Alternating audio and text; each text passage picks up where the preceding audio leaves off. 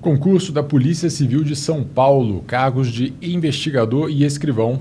Esse edital saiu alguns dias atrás e agora eu vou analisar para te dizer como estudar nessa reta final, faltando 2 meses para a prova, como planejar o seu estudo, o que você tem que levar em consideração na hora de distribuir a sua carga horária entre uma matéria e outra, como fazer revisões, como se preparar para a véspera da prova e como entender esse edital aqui também. Olá, meu nome é Diogo Moreira, sou auditor fiscal da Receita Federal e eu estou aqui para te ajudar a sair dessa vida bandida que é estudar para concurso. E apesar de ser auditor da Receita Federal, eu já tive vários alunos aprovados na Polícia Federal, Polícia Rodoviária Federal e algumas polícias civis, além de diversas outras áreas. Mas vamos lá. Bom, o edital foi publicado alguns dias atrás, demorei um pouquinho a gravar esse vídeo, peço desculpas, mas antes tarde do que nunca. O que a gente tem? Para os 2 cargos, a gente tem o mesmo desenho de prova. Mudaram a ordem dos módulos, mas é a mesma quantidade de matérias para cada um desses grupinhos aqui, ok? Então vamos falar disso inicialmente. O que é essa prova? Aliás, inicialmente a gente vai falar do básico, né? A banca é VUNESP, a prova está prevista para o dia 26 de novembro. Os 2 cargos no mesmo dia, na mesma hora, você vai ter que optar por um deles, tá? Ambos têm um salário de R$ 5.879, salário inicial, e uma quantidade bem parecida de vagas, 1.333 vagas para escrivão, 1.250 vagas para investigador. Diogo, é muita vaga, esse concurso vai ser muito difícil, está atraindo muita gente? Cara, na verdade é o contrário. Quanto mais vagas, entre aspas, mais fácil o concurso. Ele pode atrair 50 milhões de inscritos. Se as pessoas não estiverem preparadas, e geralmente não estão, você não tem que se preocupar com a sua concorrência. Se preocupa com o seu estudo, com aquilo que você tem que fazer. Beleza? Vai por mim. São 8 anos já ensinando a estudar para concurso. Bom, a gente vai ter também questões discursivas. Uma discursiva sobre português, 2 questões sobre direito, vamos falar de direito já aqui, e uma questão de criminologia. Então a discursiva é importante, a gente não pode ignorar, mas vamos para a objetiva. Eles dividiram a prova objetiva em 3 módulos, 1, 2 e 3, cada um com a sua quantidade de questões, e você tem que fazer 50% em cada um desses módulos. Essa é uma das primeiras coisas aqui que eu vou te trazer a atenção, porque é importante. Se você acertar menos do que 50% em algum desses módulos, você está eliminado do concurso. É necessário fazer 50%. Tá? Isso significa que, somando informática e lógica com 16 questões, você tem que acertar pelo menos 8. Se você é muito ruim em informática, você tem que aprender lógica. Se você é muito ruim em lógica, você tem que aprender informática, mas você tem que aprender. Não tem para onde fugir. E perceba o seguinte, são 16 questões, o que nos dá, então, um mínimo de você acertar 8. Se você não souber lógica e for muito bom em informática, beleza, você tem alguma chance. Agora, se você não souber informática, já era. Você não vai conseguir acertar o mínimo suficiente aqui para ser aprovado. Então, muita atenção, você vai ter que gastar tempo com essas 2 matérias. O que a gente pode falar sobre informática? Se você tem dificuldade, pega videoaula, vai assistir videoaula, em vez de estudar por material escrito, pega videoaula, assiste e revisa via questões. No final desse vídeo eu vou falar mais sobre revisão, mas basicamente informática é treinar questões da banca VUNESP. Eu falo muito para TI, geralmente, que é uma matéria mais difícil que informática, que você nunca aprende tudo, né? Você tem que aprender a acertar as questões. E esse raciocínio vale um pouco para a informática também. Não tem como saber tudo de tudo de tudo. Você tem que acertar questões. Então estuda, pega o seu material teórico e revisa via questões, treina muitas questões. Não fica tentando saber tudo sem treinar questões. Beleza?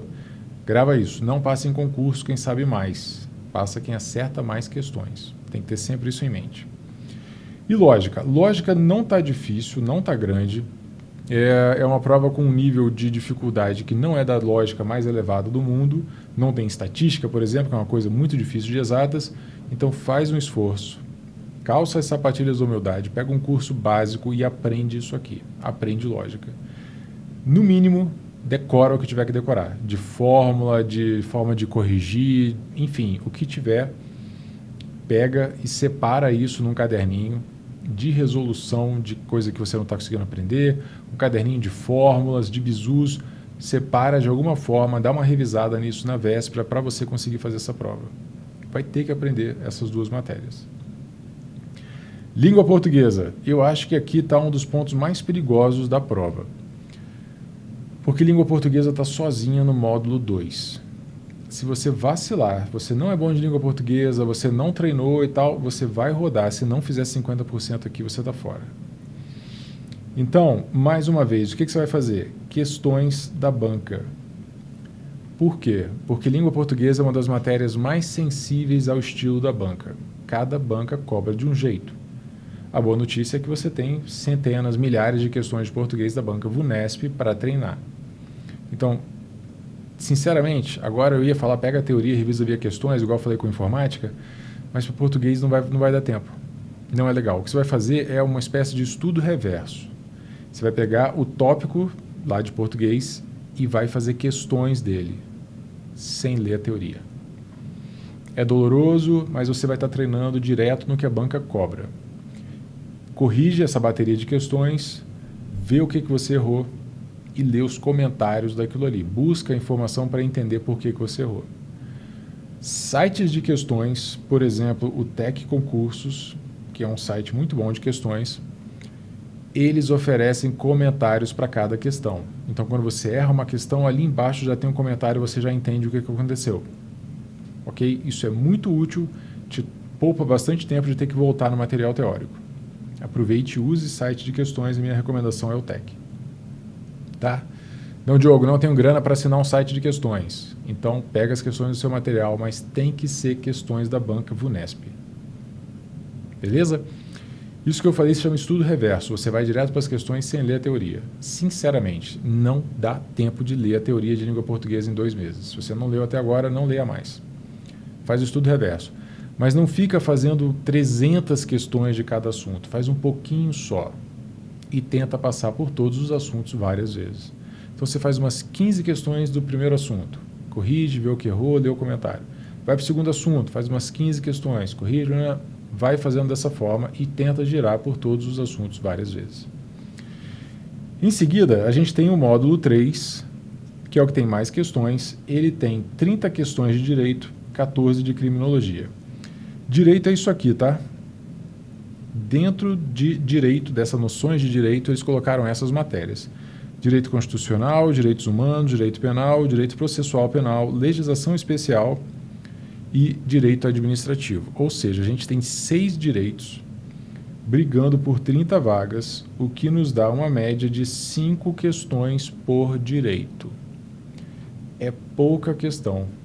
Infelizmente, dá uma vontade danada de não estudar algum deles e você pode até experimentar, mas você está correndo um risco muito grande por causa da discursiva.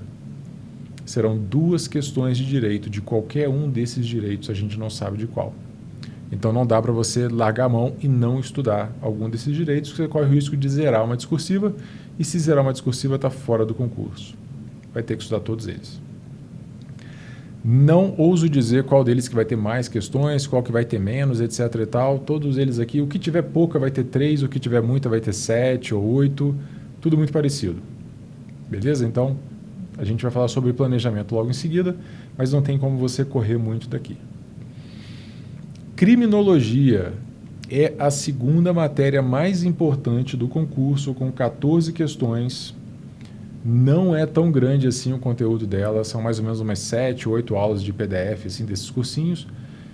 Então, vai ter que pegar e vai ter que ficar muito bem. Você tem que tomar muito cuidado com criminologia, porque a maior parte dos seus pontos vai vir daqui. Criminologia e língua portuguesa são as 2 matérias que mais valem pontos. Muita atenção a isso. Tem que estar muito bem nelas. Então, vamos falar de planejamento. A principal ferramenta que você tem para controlar os seus estudos é carga horária. Quanto tempo você dá para cada matéria. Então, a gente faz isso dentro de um ciclo de estudos. O que é um ciclo de estudos? É você ter as matérias A, B, C, D, E e F, que você está estudando ao mesmo tempo. Você estuda várias, na verdade você tem que estudar todas essas matérias aqui ao mesmo tempo no seu ciclo, e você gira de uma matéria para outra. Diogo, o que é girar? Você estuda cada matéria por uma determinada quantidade de tempo, por exemplo, 60 minutos. Essa aqui é maior, eu vou estudar ela por 90 minutos. Essa aqui é pequenininha, 45 minutos. Você define uma carga horária de cada matéria e vai girando, obedecendo essa carga horária. Você está estudando direito administrativo, é 60 minutos a meta, bateu 60 minutos, para onde você estiver e parte para a próxima matéria. Onde você estiver. Ou estou no meio de uma página aqui da teoria, para ali, marca onde você parou. Acabou o tempo dessa matéria, desliga, vai para a próxima matéria. Obedece a carga horária de cada matéria. O ciclo ele é feito dessa forma, para você estudar um pouquinho de cada matéria de cada vez, porque isso favorece a memorização de longo prazo. O nome disso é prática espaçada. Você está espaçando no tempo o seu estudo. Por quê? Porque você vê 60 minutos aqui da matéria B e só depois de várias horas de estudo você volta para a matéria B. Prática espaçada. Ao mesmo tempo, você está intercalando diferentes matérias. O nome disso é prática intercalada. São dois termos que vêm da ciência da aprendizagem. Se o seu professor, se alguém que está falando alguma besteira na internet te disse para estudar uma matéria de cada vez o dia inteiro, essa pessoa está indo contra a ciência, ok? Ela tirou de dentro dela essa forma de estudar. Ela inventou. Vai ver até funcionou para ela, ela diz. Mas você está indo contra a corrente, beleza? Você está indo remando contra a maré. Dá certo? Dá para estudar de um monte de jeito. Mas se quiser estudar de jeito mais fácil e rápido, estuda como eu estou te falando. E como a ciência fala. Beleza? Então, no ciclo, você vai colocar todas as matérias, vai definir a carga horária de cada uma. Faça isso baseado principalmente no tamanho de cada matéria. Porque agora você tem que dar conta de cobrir o máximo de conteúdo possível até o dia da prova. O ideal é que você leia tudo de todas as matérias. Beleza? Pequenas exceções. Informática, porque você vai assistir via videoaula, então é uma coisa um pouco mais lenta. E dica, assista videoaula acelerada. A velocidade 1 é a velocidade normal, assista em velocidade 1.25, 1.5, 2.0, dependendo do professor, para você perder menos tempo. Mas informática vai precisar de uma carga horária mais alta. E a outra matéria que vai precisar de uma carga horária mais alta é criminologia, por causa da importância dela. Língua portuguesa, não que ela precise de uma carga horária alta, tá? Ela precisa da sua atenção, mas você vai estar estudando essa matéria via questões, então já dá para cobrir cada assunto mais rápido, não precisa de tanto tempo assim para ela. Ela pode ficar com uma carga horária menor ou uma carga horária normal, beleza? Uma média das outras que você tem aqui. Diogo, o que seria uma carga horária normal? Desenha o seu ciclo de modo que ele demore 2 dias, no máximo 3, para você girar o ciclo. Estamos entrando aqui já no aspecto mais avançado do estudo. Não viaja, não. Beleza? Presta atenção. Você quer passar nessa prova, presta atenção. Então, se você estuda 4 horas por dia, em 2 dias você estuda 8 horas, em 3 dias você estuda 12. Vamos botar 3, já que é um pós-edital. O seu ciclo deve ter 12 horas de duração. Vamos deixar simples assim. 12 horas de duração. Quantas matérias a gente tem? 1, 2, 3, mais 6, 9, mais 1, 10. Então, cada matéria vai ficar com um pouco mais de 1 hora, 1 hora e 10 mais ou menos aqui, dentro do seu ciclo. Então, você parte dessa média e aí você define algumas matérias com um pouco mais do que 1 hora e 10, outras matérias com um pouco menos do que 1 hora e 10, dependendo da sua dificuldade, dependendo principalmente do tamanho de cada uma. Salvo essas 2 exceções que eu te falei, que você precisa botar uma carga horária maior. Legal, né? Se tiver complicado, se você não estiver entendendo, assiste o vídeo de novo assim que terminar de assistir. É importante, beleza? O jogo é assim, quanto mais estratégia você tiver na sua preparação, melhor. Sobre planejamento, é isso, carga horária. Agora, sobre revisão, a gente precisa bater um papo sério aqui. Eu estou partindo do princípio de que você é novo no canal, de que você não conhece muito bem as técnicas de estudo e tal.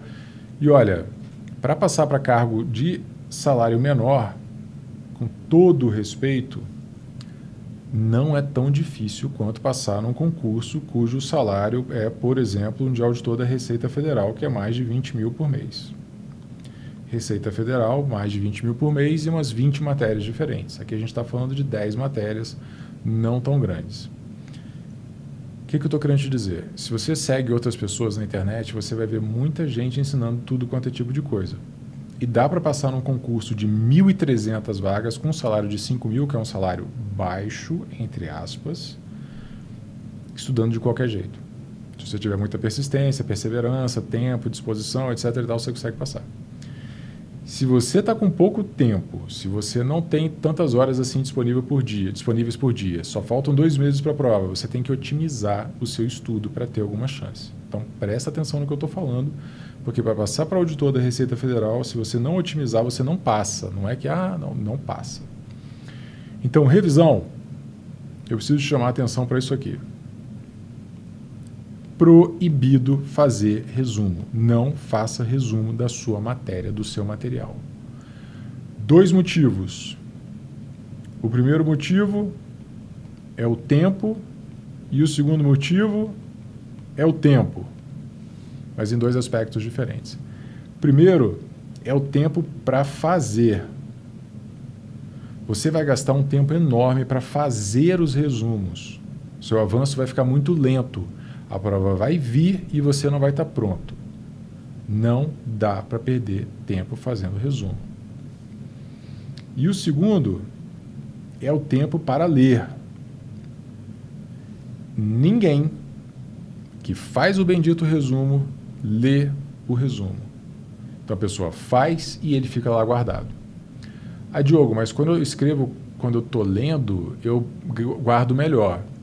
Guarda. E existem estudos científicos, inclusive que eu mostro aqui no canal, que eu destrincho aqui no canal, mostrando que no curto prazo, o resumo é muito bom. 5 minutos depois de ler, você memoriza melhor. No longo prazo, resumo é péssimo. E é aí que está a armadilha em que vocês caem, vocês que são iniciantes. Dá uma sensação de estar aprendendo, a sensação é real, só que não favorece a memorização de longo prazo. Você aprende no curto prazo e esquece no curto prazo. E aí já era. Então você vai ter que me dar aquela moral para acreditar em mim e não fazer mais resumos e não escrever enquanto você lê, porque é só uma sensação de que você está aprendendo, mas não está. Sinto muito. Beleza? Dá uma viajada aqui no canal que você vai encontrar estudos científicos que eu analiso mostrando isso. Então, toma muito tempo para fazer, toma muito tempo para ler e, além de tudo, é uma revisão passiva. Mas eu não quero nem forçar muito a barra nesse sentido, não. Revisão passiva não favorece a memorização de longo prazo. Diogo, se eu não vou fazer resumo, eu vou fazer o quê? Você vai fazer isso aqui, ó. Você vai fazer questões. Você vai ler uma aula e vai fazer as questões do final da aula. Com a matéria finalizada, você vai ficar fazendo questões de todos os assuntos. Questões. Preferencialmente divididas por assunto, para você saber em quais assuntos você está melhor, qual você está pior, né? Ter o percentual de acertos em cada um. Mas, basicamente, e sem mistério e sem frufru, você vai fazer questões. Quando você está resolvendo uma questão, você está fazendo esforço. E esse esforço torna essa revisão uma revisão ativa. Você tem que puxar da memória a informação. Isso é revisão ativa. Isso favorece a memorização. Então, se você pega um trecho de uma matéria e você resume ele, ou você faz uma questão sobre ele, se você fizer uma questão, você está memorizando mais do que se você resumir. Dorme com essa. Vou repetir. Se você tem o mesmo assunto e você pode fazer um resumo ou você pode fazer uma questão sobre aquilo, se você fizer uma questão, você vai memorizar mais. Memoriza mais fazendo questão do que fazendo resumo. Então, acredita em mim, fazer questões é muito mais poderoso do que resumir e ler resumo. Bisuzinho, não.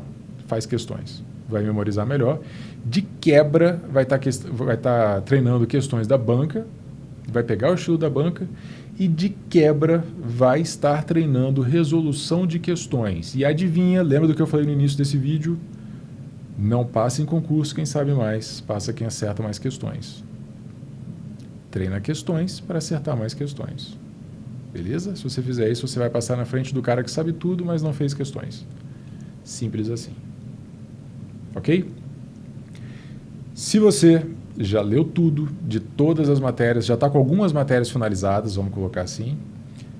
Continua revisando essa matéria finalizada. Finalizada é o quê? Já leu todas as aulas.